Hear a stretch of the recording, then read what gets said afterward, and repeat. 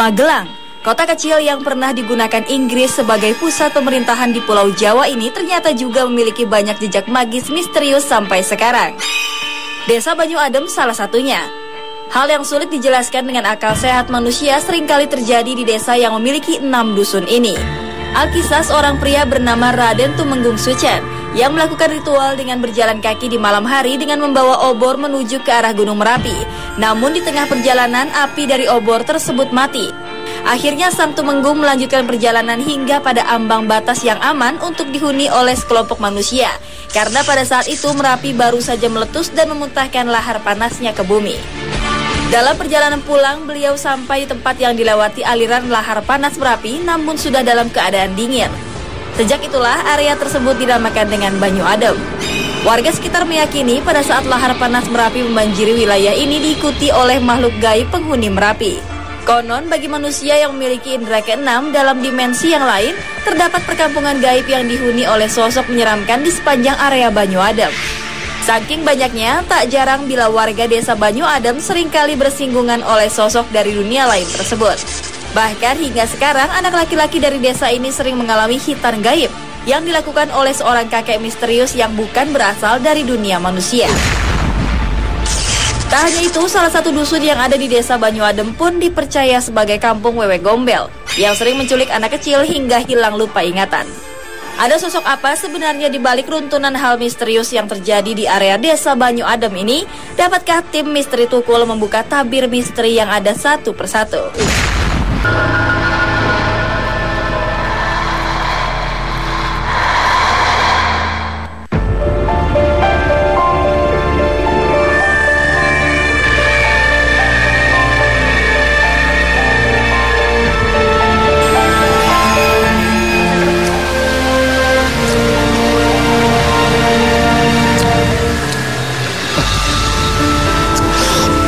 Mencekam.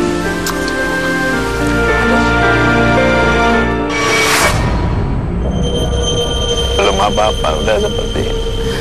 Apalagi kalau malamnya. Oh, asem. Takutin aja kamu. Mas Ukul ngapain jalan-jalan sendiri ke sini? Sebetulnya desa ini desa apa? Kok kelihatannya serem kanan kirinya tuh kok sunyi-senyap. Gelap lagi, aduh. Gelap dari mana, Mas? Ini siang tahu, makanya buka kacamatanya. Oh. Nah, pemirsa Misteri Tukul jalan-jalan dimanapun Anda berada dari dunia nyata maupun dunia gaib di seluruh alam semesta yang indah ini. Saya bersama Frida Nara dan Pak Supriyadi. Saya akan menelusuri, akan tanya-tanya ya. Kita sudah ada di desa Banyu Adem. Water silent, cool. Di sini sering terjadi fenomena laki-laki yang dihitan oleh makhluk gaib. Nah, ini bener nggak sih Pak? Ya, betul. Itu ada di Dusun Suruh. Dusun Suruh ada suatu bendungan yang dulu itu pada waktu lahar tahun 38. Yeah. Itu terjadi bendungan kecil. Nah, di situ sering untuk mandi banyak orang. Diceritakan di situ sering ada yang dihitan oleh makhluk itu. Kita sambil jalan.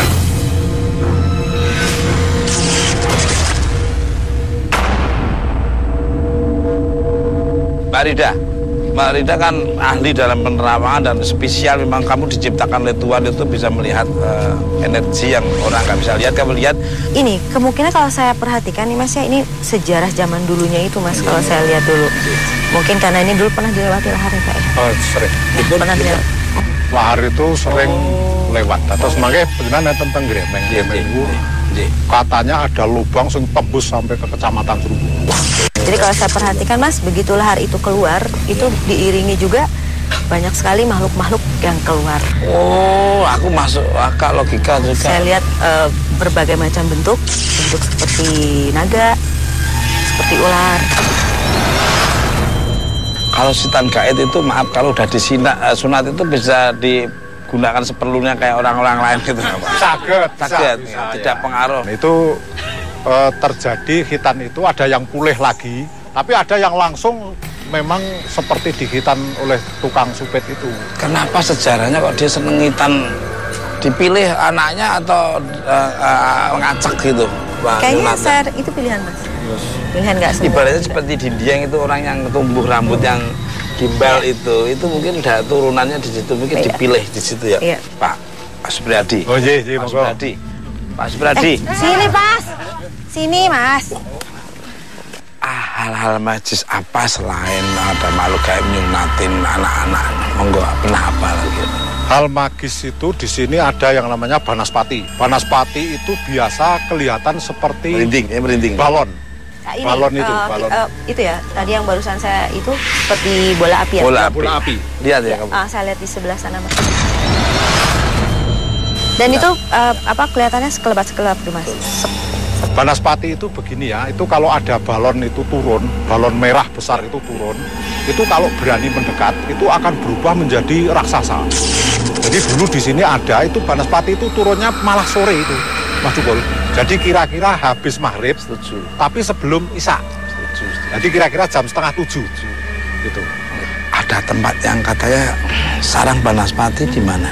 Kalau tidak salah itu ada di Gremeng, Sungai Gremeng. Bisa pasti penasaran di manakah tempat sarangnya Banaspati yang konon ceritanya ada pusat dianya ada di sini.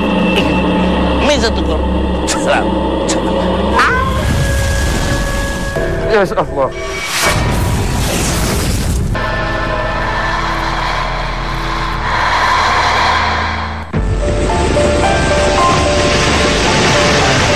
Meletusnya Gunung Merapi pada 2010 yang lalu menyisakan banyak cerita menarik untuk ditelisik.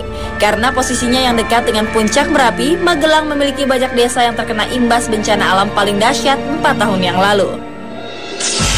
Pasca erupsi Merapi, hampir sebagian wilayah sebelah selatan Magelang terkena banjir lahar dingin. Bahkan dihujani bebatuan yang mendarat bebas di desa Jumoyo dan Sirahan. Menurut warga sekitar, tepat 3 hari sebelum banjir lahar dingin terjadi, gerombolan batu besar Gunung Merapi berjatuhan tanpa henti. Anehnya, batu-batu raksasa tersebut mengeluarkan air, seolah mengalami kesedihan yang mendalam karena sesuatu. Akan tetapi secara kebetulan, setelah batu-batu menangis tersebut berhenti berdatangan, area selatan Magelang pun diserang oleh banjir lahar dingin yang tidak terbendung lagi dahsyatnya. Rumah-rumah hancur terkena gulungan air dan runtuhan batu kerikil. Korban jiwa dan luka berat berjatuhan dengan seketika. Konon kedatangan batu raksasa yang mengeluarkan air mata tersebut merupakan pertanda bahwa banjir lahar dingin akan datang menerjang. Adakah sosok yang menjaga batu-batu menangis ini, atau hal tersebut hanyalah fenomena alam biasa?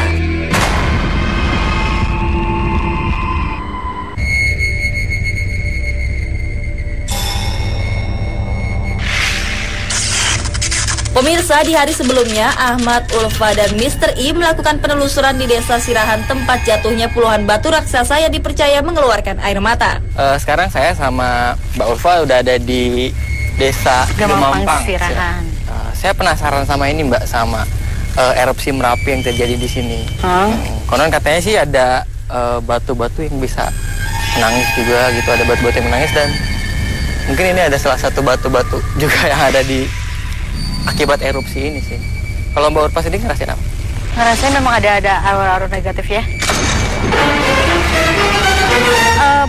Batunya menangis, keluar air mata, keluar air. Yang saya rasakan sih untuk batu yang menangis itu adalah salah satu kayak peringatan gitu sih Mbak. Yang saya lihat sih jadi kayak peringatan bahwa si batu ini kayak datang. Nah, itu memperingatkan bahwa warga sekitar sini kalau bisa secepatnya untuk mengungsi dari sini karena mungkin ada bahaya segala macam, dan akhirnya terjadi juga teman-temannya datang, dan saya rasakan sih ini salah satu kiriman setelah ini. Cuma saya ngerasain energi ada agak kuat di sebelah sana. Ada lagi di belakang. Mungkin kita coba moving sana. Oke.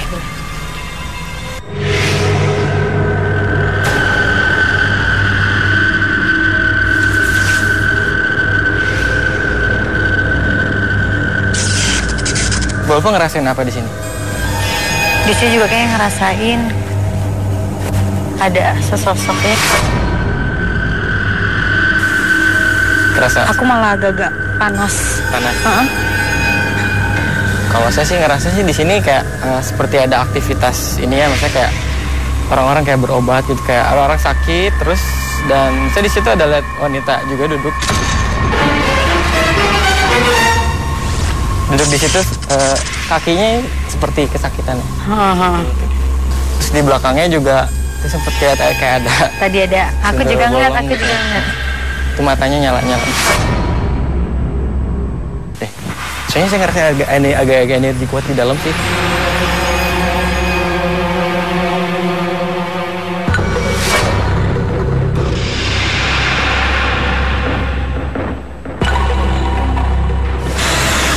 Saya ngerasain energi di depan, maksudnya ada batu juga dan kayak ketarik agak energi lebih kuat di sini. Cuman saya masih penasaran kan katanya erupsi sih ada batu menangis. Nah itu yang saya pengen tahu. Nah sebetulnya cerita batu menangis itu seperti apa sih? Nah jadi gini Mas ya, ini kan kejadiannya tahun 2010 ya, 2010 erupsi Merapi, terus turun lahar dingin, banyak material yang turun dengan laharnya. Nah terus pas hari Kamis Wage itu batu ini mampir di sini. Yang lainnya sudah banjir, kemudian ini yang ngasih kabar dengan menangis ya, ceritanya menangis gitu ya. Kalau bahasa di sini menangis, dia ngasih kabar sama yang penduduk lokal terutama yang punya rumah. Kemudian hari Minggu maingnya itu baru terjadilah banjir besar ya. Jadi yang di aliran Kali Putih ini. Oh jadi kayak ngasih peringatan ya, kasih petanda itu. Batu ini mulai dari Merapi itu sudah ada sosok yang ikut sama batu ini, bisa dikatakan seperti kendaraan. Kalau saya lihat itu sosoknya itu seorang putri, seperti ada mahkotanya. Terus ini pakai kain keben itu Mat. Nah ini pakai kain yang tipis panjang gitu. Nah, ada selendangnya di sini, warnanya kuning kemerah-merahan. Mas Henry, ya. Ini kira-kira ada hal-hal yang menyeramkan, angker nggak kira-kira? Banyak sekali Mbak, banyak sekali, jadi banyak ya. Salah satunya tadi yang sudah dikatakan sama Mr. I, itu juga ada putri, salah satunya juga banyak lagi. Jadi ada sosok penampakan yang mungkin sering lihat ya, ada genderuwonya. Sampai ya masyarakat atau penduduk sini ini jadi juga hampir kayak terbiasa dengan hal itu. Udah biasa. Lumrah ya. Udah lumrah ya. Ini kalau saya lihat batu ini posisinya waktu erupsi Merapi, ini batu yang pertama di depan sendiri nih Mas. Betul sekali. Ini jadi depan depan sekali. Jadi waktu masuk, jadi dia membawa teman, tapi masuk yang ke sini yang ini, yang lainnya pada berada di belakang. Jadi banyak yang ya, ini yang di depan bisa dikatakan sebagai kayak pimpinannya yang di depan sendiri. Pasukan ya. Nah kalau tempat ini sendiri dulunya tempat apa? Boleh dikatakan kayak puskesmas, juga rumah penduduk. Jadi kayak rumahnya ibu yang kalau di puskesmas itu ada ibu bidan dan lainnya. Jadi di sini tempatnya di situ. Pesan tadi ngeliat ada banyak orang sakit itu memang kalau saya lihat ini batu ini mengabarkan pada penduduk sini, terutama pada yang sini kan orangnya kan mengalami lemah semua. Maksudnya lemah itu orang sakit kan gitu. Dengan adanya batu ini yang waktu itu menangis mengabarkan kalau bisa penduduk sini, terutama yang di sini, ini pergi dari sini. Ya. Aku penasaran ya, pengen berkomunikasi, pengen mengetahui tentang batu menangis ini.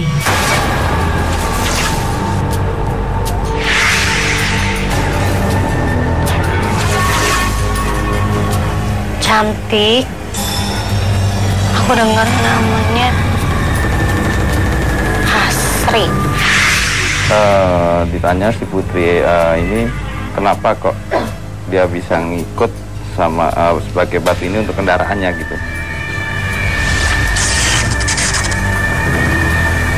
Cuma ini di belakang ada sosok tinggi besar yang seakan-akan dia merasa gak mau si putri ini diungkap gitu.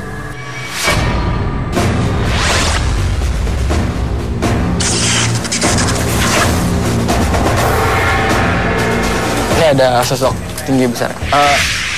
Dia punya kayak temen-temennya kayak Banaspati sih, temen-temennya di belakangnya. Tapi sosok ini sih kayak sosoknya tinggi besar, agak gini ya, maksudnya sih kayak bertanduk tapi tanduknya itu kecil. Ini benturan energi semakin kuat, seperti membentuk pancaran energi. Istri aku lemas. Iya. Nah ini kan karena benturan energi yang dari si putri ini tadi gitu. Jadi energi ini mau masuk gitu. Ada unsur negatifnya gitu. Jadi mungkin si sosok tinggi besar ini suka sama si Mbak Putri yang ada di depan tadi sih. Jadi seperti kayak mau ngejaga, tapi sebenarnya si Putri ini nggak mau dijaga, tapi dia kayak selalu ngikutin dan ketika mau coba diinformasi tadi, dia selalu seperti nggak suka gitu. Saya coba izin dulu biar nanti kita bisa komunikasi lebih kapal. Asyhadu an la ilaha illallah.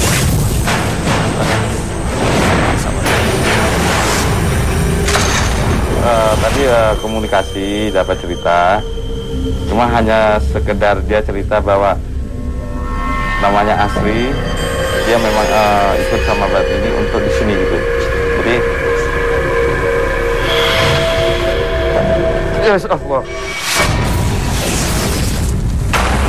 Benturan energi yang besar dirasakan Ulfa saat sedang melakukan komunikasi dengan sosok putri penjaga batu menangis tersebut. Hal apakah yang membuat sosok tersebut berhenti untuk melakukan komunikasi? Tadi makhluknya kan udah coba dimasukin sama Mbak Ulfa, tapi Mbak Ulfanya nggak kuat, jadi ketika memang masuk langsung hilang kesadarannya semuanya. Kita coba netralisir. Ulfa, istighfar. Bismillahirrahmanirrahim. Tinggal energi yang ada kemana?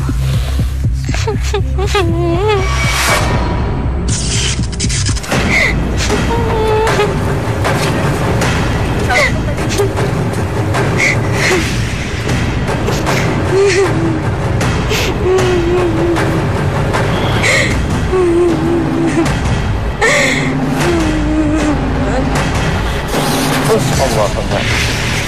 Ya, warna udah kelas. Udah. Bismillahirrahmanirrahim.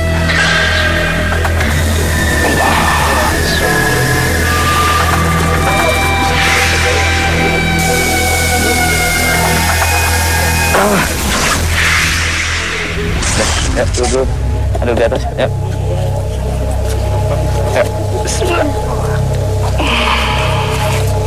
Nah, Bu Ulfa, tadi ngerasain apa? Apa yang dirasain tadi? Tadi ngerasanya aku sedih banget. Sebenarnya dia mau ngasih tahu ini warga biar lebih berhati-hati. Bu Ulfa ngeliat apa, kayak masih panik Aku sih? kayak dia merhatiin lagi. Ya karena di dalam bangunan ini ada sosok yang dari belakang tadi itu yang besar. Terus kalau sosok putri masih di sana. Terus ini ada sosok kecil. Terus ini ada sosok seperti manusia gini, tapi kepalanya itu kayak naga gitu. Tapi yang biasa digondol WW atau apa itu rata-rata orangnya itu kosong. Namanya Banyu Semurup itu kalau bahasa Indonesia, air yang masuk, yaitu masuk ke dalam cadas. Terus untuk cadas itu dulu katanya orang tua kami sebagai tempat bersinggah ular yang besar, Iya, di situ terus lama-kelamaan ular itu sepertinya danyang ataupun yang namanya ular mistik. Jadi tidak sembarang orang bisa melihatnya. Mengganggu itu yang wewe gombel itu mungkin sering ada orang yang lewat pakai motor itu sering diganggu, motornya mati terus suruh bawa ke tempat yang lain baru bisa dihidupkan lagi.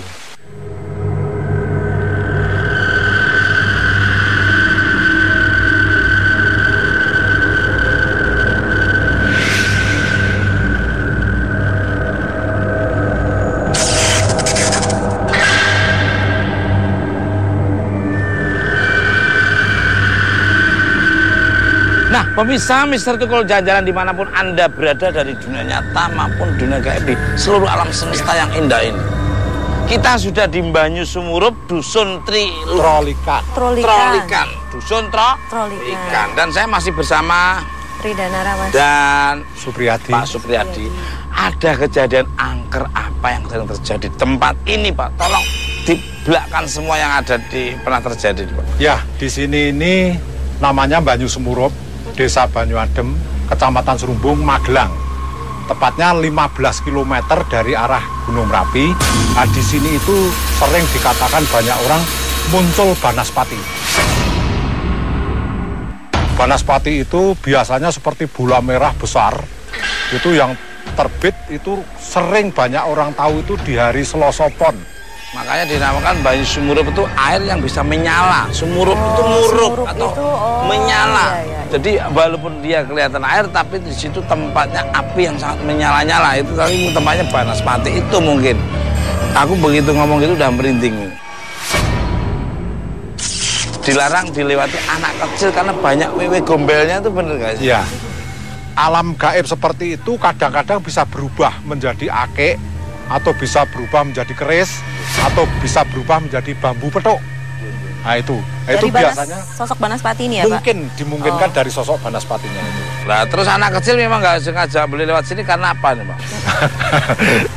Ya kalau anak kecil itu biasanya panas gitu, Mas. Merasa panas. Panas, bahasa Jawanya deleming gitu loh, deleming. Betul. Deleming, nah itu. Betul. Itu Nah, Mbak, saya tahu di daerah sini. Mbak Rida sendiri nih, tadi begitu kita udah masuk sini aja, Mbak Rida udah melihat sini terus mandang lama. Ini sebetulnya Mbak Rida lihat apa? Saya lihat sosok yang kata Bapak tadi itu ya, wewe gombel itu. Di mana posisi? Posisinya persis di sini, ngelongokkan ke depan gitu. Nah, Monggo, Pak. Iya, Pak. sorry. Nah, ini nih, Mas. Gitu. Tapi kalau di siang mungkin energi beliau juga nggak seini, karena mereka ini kan sore hari ya Pak ya. Ya. Energi mereka sejak kumpul-kumpulnya itu sore hari Mas. Betul. Gitu loh. Dan kalau misal saya rasakan energinya, jadi kan Bapak pernah bilang waktu itu kan kalau misalnya ada sosok mereka dilihat oleh kita, berarti di mereka itu kan sial. Sial. Nah jadi banyak sekali anak-anak mereka yang terlihat oleh anak-anak kecil ini. Jadi anak-anak kita di waktu itu mungkin seumuran Bapak itu sering diajak main Pak sama mereka. Dan anak mereka kalau di sana itu bagi mereka anaknya sakit Pak. Sial. Akhirnya meninggal. Nah, mereka mengapa menculik anak warga kita sini? Karena mereka merasa ingin pengganti untuk anak-anaknya. Kalau menurut mereka seperti itu. Kata banyak orang tua saya, di sini tuh bisa dipanggil asal habis maghrib gitu ya. Bisa dipanggil. Tapi itu nanti kalau bisa menampakkan diri, lidahnya ada yang sampai tanah. Itu kadang-kadang pusingnya atau panasnya badan itu sampai 10 hari belum sembuh. Banyak kejadian anak hilang di tempat ini lagi nggak Pak? Dan terakhir itu kapan?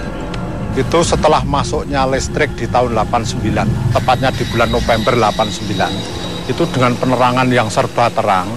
Itu cerita anak hilang atau digondol wewe itu makin lama makin berkurang. Jadi simpulnya hantu atau wewe atau menus atau apa itu takut dengan penerangan sebetulnya.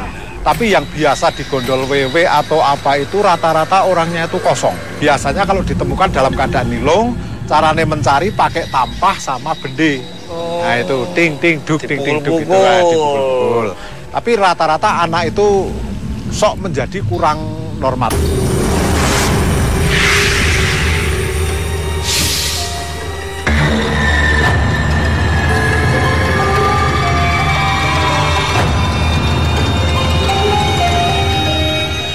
Ini loh Mas, kalau aku lihat ini di sosok astralnya itu ini taman Mas. Oh, dilihat dari sosok asalnya kalau udah umumnya orang ini taman. Jadi gini, kejadiannya kalau saya lihat ya Pak, saya coba ambil energi dari anak kecil yang masih di sini ya, gitu. Ini dia nggak balik, gitu. Karena, jadi kalau misalnya sosok anak kecil ini dia sudah diambil oleh wewe gombel, jadi kejadian di tempatnya itu sama Mas, dia diasuh seperti layaknya anaknya sendiri gitu. Dia diasuh, dikasih makan, dan ya dia dipakai apa? Merinding. Ikut bermain juga. Nah, masalahnya ini Mas, masalahnya waktu di sana sama di sini tuh beda Mas. Jadi kalau kita mungkin 2 hari, tapi kalau di sana tuh mungkin udah lama gitu loh. 20 tahun atau 20. Bisa gitu. Makanya kadang kalau anak yang kembali lagi ke sini Pak, dia agak linglung. Seperti itu. Oh, linglungnya tuh karena terlalu ini perbedaan waktu, Novi. Ada nggak yang sampai sekarang anak yang pernah hilang itu belum kembali ada? Kalau belum kembalinya itu, andai kata belum kembali itu langsung mati Mas. Iya, kita sudah beranggapan sudah nggak ada gitu. Ya, biarpun itu ditemukan tapi langsung. Biasanya serem banget ya. Aliran sungainya itu sampai di mana nih? Nah ini ceritanya begini, lahar di sini terakhir lewat di sini itu 23 Maret tahun 75. 23 Maret tahun 75. Itu pada waktu lahar di sini lewat di sini banyak sekali ular besar yang ditangkap oleh Polsek Serumbung itu diamankan. Karena ini muaranya dari Gunung Merapi dan berakhir sampai Sungai Progo.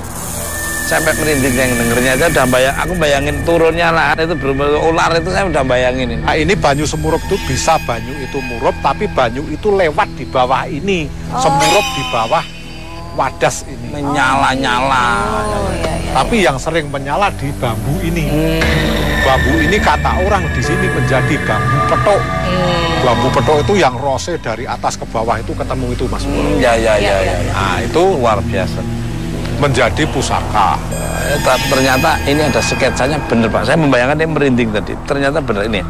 Gambarnya itu lahar Merapi. Nih. Ini lahar Merapi. Langsung turun ini berbentuk seperti ular dan akhirnya ular-ular kecil itu yang itu tadi dia. Dan terakhir Mas Tukul, Merapi itu akan meletus apabila manusia termasuk kita itu tidak rapi.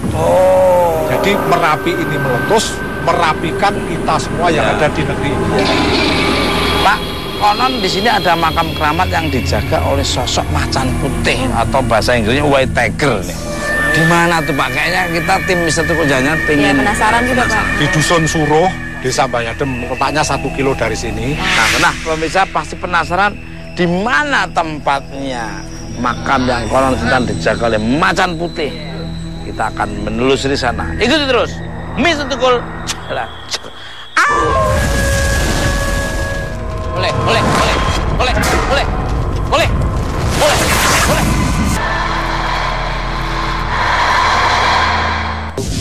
Waktu tahun 2011-10 itu saya pernah melihat sosok wanita bersama anaknya nyabrang, tapi saya noleh ke pandangan lain langsung hilang. Memang ada seorang menggali menambang pasir manual, langsung dinaikkan ke mobil dam, dibawa ke Semarang. Nah itu dibongkar, tidak mau pulangkan lagi di tempatnya. Setahu saya itu kalau sini itu kalau mau banjir malamnya itu ada tabuhan gamelan, istilah wayang atau campur atau jadilan, itu pasti itu ada ya.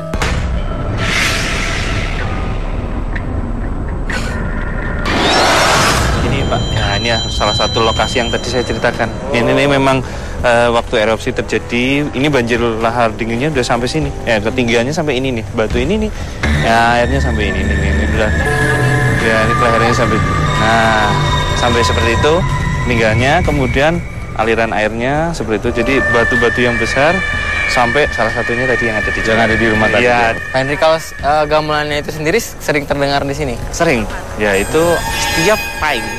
Entah itu Kamis pahing, Minggu pahing, Senin pahing, yang berhubungan dengan pahing, itu pasti malam harinya atau 2 hari sebelumnya akan terjadi bunyi gamelan kalau akan adanya banjir lahar dingin. Nah, suaranya nanti pasti ning nong ning gung gung ning nong ning gung, itu pasti akan gitu terus. Ya, bunyi-bunyi itu akan bunyi. Selalu. Itu biasanya kisaran jam berapa, Bang? Ya, ada yang malam hari, ada yang siang hari. Kalau yang siang hari berarti sore hari banjir. Nah, kalau sore hari malam harinya banjir. Jadi ada persiapannya memang di situ itu. Oh, jadi udah tahu ya. Ada pertanda-pertandanya.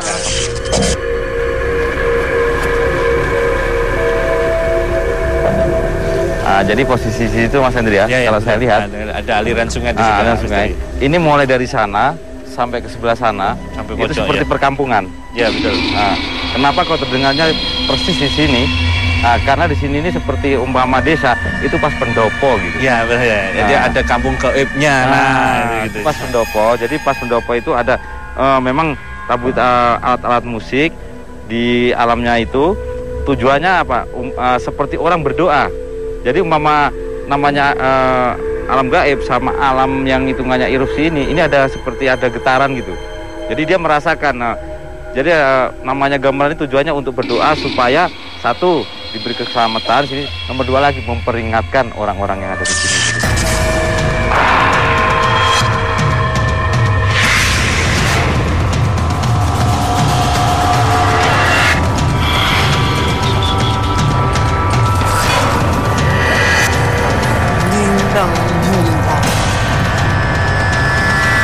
Apa ya Kim? Boleh.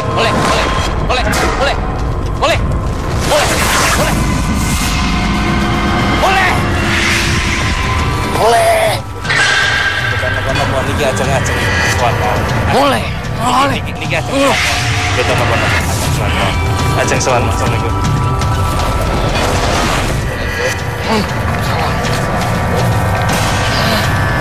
Boleh.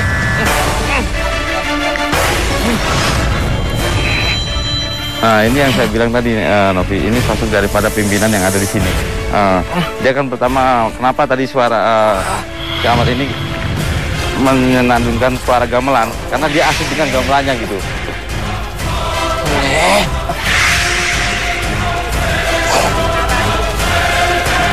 Assalamualaikum. Assalamualaikum. Sosok yang merasuki Ahmad terlihat sangat fokus memainkan alat musik dan merasa terusik dengan kedatangan tim Mister Tukul. Apakah ini merupakan pertanda akan terjadi peristiwa yang sama seperti 4 tahun silam? Saya lihat sih di situ sedang ada beberapa ini yang lagi main. Selalu, saya rasa ini selalu main. Mungkin muncul di ketika pahing itu mungkin kayak ada dimensi yang terbuka, atau misalkan mungkin ketika ada kejadian dan lain-lain, ketika mereka berdoa dan lain-lain. Nah itu suka ada muncul, dan saya rasa sih bunyinya nggak terlalu keras ya Pak, agak lamat-lamat gitu suaranya ya. Karena gerbang yang saya lihat juga terbukanya sedikit, dan tadi sempat kelihatan sih hampir kayak seperti siap-siap mau ngebuka lagi sih saya. Iya. Saya lihat sih. Makanya mereka sedang asik untuk melakukan seperti doa-doa tersebut, dan yang tadi itu kebanyakan fokus dengan seperti dengan main musik itu seperti menikmati sekali. Bapak mau coba ngerasain? Boleh.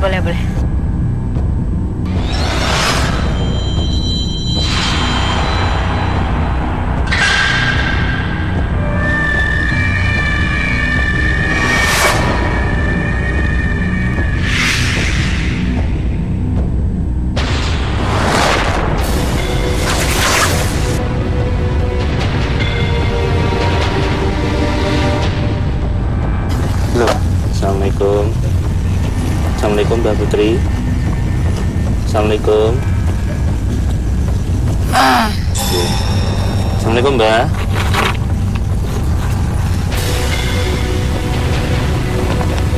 Assalamualaikum.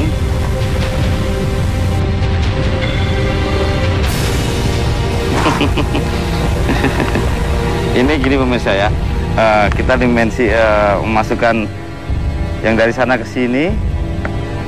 Ini yang dari sini keluar semua, pada berkumpul semua. Ini sudah di belakang, ini belakang saya ini sekitar ada puluhan di sini. Sebenarnya sih bukan pasukan, jadi orang-orang yang ada penduduknya, manusia sosok yang ada di sini, ini ingin melihat. Pemirsa, sosok yang merasuki Ulfa pun terlihat sangat khusyuk sedang memainkan alat musik sehingga tidak ingin diganggu oleh kedatangan tim Misteri Tukul. Misalnya kebanyakan sih makhluk-makhluk di sini juga sedang menikmati ya musiknya itu. Kayak tadi ketika memang nggak ada musik diam sama sekali, dan ketika tadi dicelung.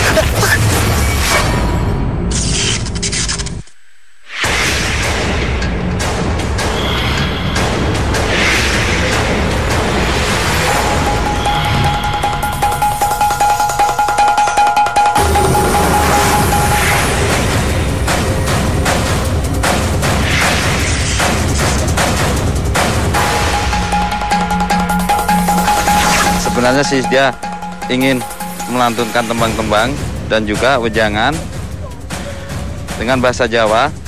Jadi dia mengatakan kepada kita semua untuk waspada.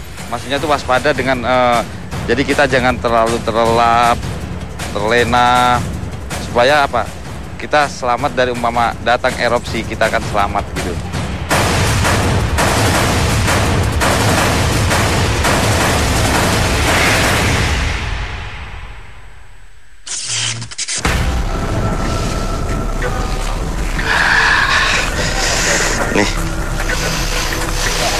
Nah, Misteri kan tadi saya ngelihat pelukis kita juga ada kayak nari-nari itu tuh kenapa?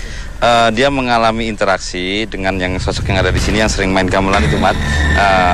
Itu ingin menyampaikan wejangan juga tembang-tembang yang isinya itu supaya masyarakat yang ada di sini khususnya ya, umumnya Ya semuanya. Kita dalam kehidupannya harus sering waspada, siaga, jangan terlena dengan keindahan dunia, terus kemewahan, terlena kita itu tidurnya terlena, akhirnya datang erupsi dia nggak tahu. Mas Eng, ini tuh dulu tempatnya seperti apa? Apa memang buat jalanan? Apa memang? Kalau ini memang dulunya tetap aliran sepanjang jalur Kali Putih. Cuman di tahun berapa waktu yang lalu di zaman Belanda itu aliran aslinya itu dibelokkan. Nah terus banjir di tahun 2010 itu membuat jalur yang aslinya lagi jadi tembus. Akhirnya dulu itu jalan yang ada jembatannya sebenarnya kan itu jalan raya. Itu putus karena diterjang banjir lahar dingin. Nah akhirnya dibuatlah jembatan sehingga kalau terjadi mengantisipasi tadi supaya kalau terjadi banjir lahar dingin ini bisa lewat di bawahnya gitu. Kalau dari saya sih kan itu ada siklusnya ya Pak, kejadian Merapi ini. Ya, 4 tahun sekali. 4 tahun sekali. Mungkin 2010, sekarang 2014 ya? Udah. Oh ya, mungkin saya rasa sih lebih hati-hati lagi buat semuanya. Kita juga harus saling berdoa sama-sama untuk ya mudah-mudahan meskipun misalnya memang itu alam kan mungkin bisa terjadi, setidaknya mengurangi jumlah korban yang terjadi di sini. Dusun itu kelihatan seperti belantara.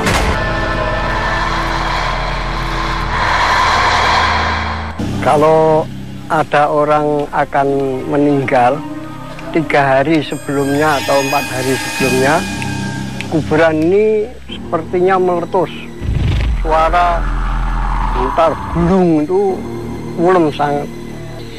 Kurang lebih 1 minggu ada orang meninggal di Dusun Suruh, itu ada obor yang dari kubur ini naik ke atas. Entah arahnya nanti kemana nggak tahu. Pas saya berdoa itu, pas di atas pohon kamboja itu seperti ada sinar yang sangat terang, warnanya kuning keputih-putihan itu seolah-olah menerangi semua makam ini waktu itu.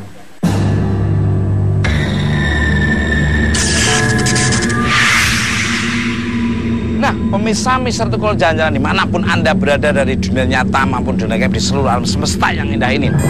Ini sekarang saya berada di depan makam yang tadi saya sebut, ya Pak Marto, Mbah Marto Wijoyo. Nah, bisa diceritakan siapa sih sebenarnya beliau ini, sosok Marto Wijoyo ini? Marto Wijoyo itu hidup di kala 1851. Nah, dia itu ada di sini namanya Dusun Suruh. Suruh itu kalau bahasa Indonesianya sirih. Sirih itu kalau dimakan itu tadi hijau, tapi jadi merah. Nah, Dusun Suruh ini terkenal dengan merah dan hijau. Jadi asal politik itu biasanya dari sini. Jadi yang biasa membuat politik itu merah menjadi hijau atau hijau menjadi merah itu di situ. Tapi di sini ada suatu alam gaib yang konon ceritanya itu menakutkan. Sering ada penampakan harimau. Makamnya yang sebelah mana Mbak Ida bisa komunikasi nih? Ya, yang benar yang mana nih? Ini makam Mbah Marto Wijoyo. Yang nah ini ya. Nah, semoga bismillahirrahmanirrahim.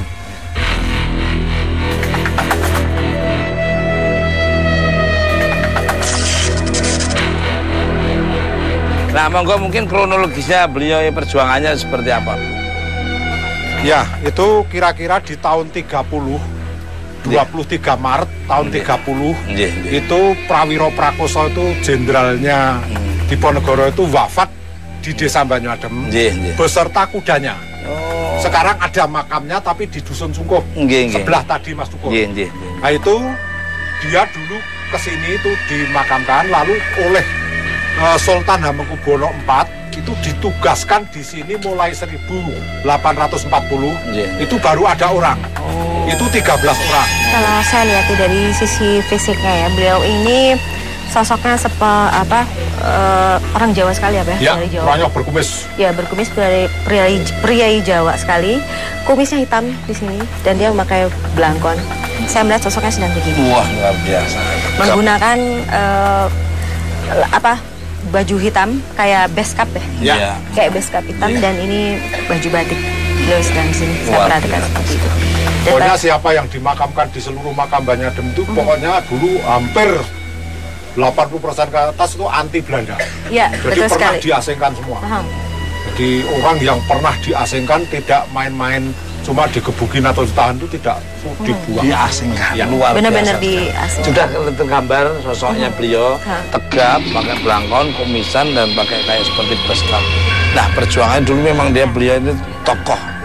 Nah, itu saya melihat ya sorot matanya tajam sekali. Pada saat itu beliau ini saya melihat residual energi dikepung Belanda. Mungkin pada saat ini pada waktu penangkapan kali ya Pak ya, karena beliau ini kembali diasingkan ya. Ya, ini termasuk Ya. anak-anaknya. Nah. Sebetulnya yang seniornya itu yang di Banjarmasin itu ada di Dusun Dadamangin. Ya. Jadi saya melihat residual energi seperti itu. Beliau ditangkap karena perjuangannya nggak, kalau Pak Mbah Marto ini dia nggak secara frontal berperang melawan Belanda, maksudnya pakai pedang gitu, tapi beliau secara secara strategi dan itu amat sangat anti Belanda. Karena pada saat kalau saya rasakan pada saat itu tidak ada Belanda yang bisa masuk ke wilayah ini, ke wilayah Mbah. Itu nanti ada kolam-kolam besar yang Ya. dulu untuk membuang senjata. Betul. Dan ini yang saya perasa ini ada unsurnya Pak. Beliau ini juga, jadi Belanda itu nggak mendeteksi keberadaan Mbah Marto sebelumnya. Gitu. Jadi ada sisi unsur ilmu juga gitu. Ilmu dari daya linwe, punya kekuatan yang orang tidak bisa. Karena orang yang mau prihatin itulah yang bisa daya linwe. Kekuatan juga dari Allah Subhanahu wa Ta'ala. Katanya ada begini, kalau mau masuk di dusun sini itu, dusun itu kelihatan seperti belantara.